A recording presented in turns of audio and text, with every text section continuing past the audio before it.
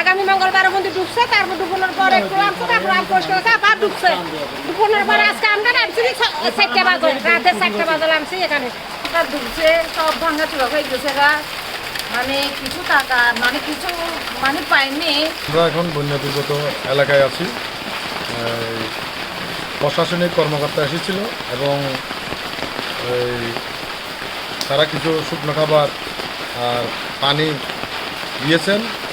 আমরা এখন 8 দিন যাবত মানবতার জীবন কাটছি। আমাদের পানি উড়ি ডুবে গিয়ে গয়, ঘর তো ভাঙি গিয়ে গয়, এই তল করে গিয়ে ঘর আর সাজি তাজি নগরের 1-2 আয়ের করে গিয়ে আর নগরের আর একা সাজি তাজি করে।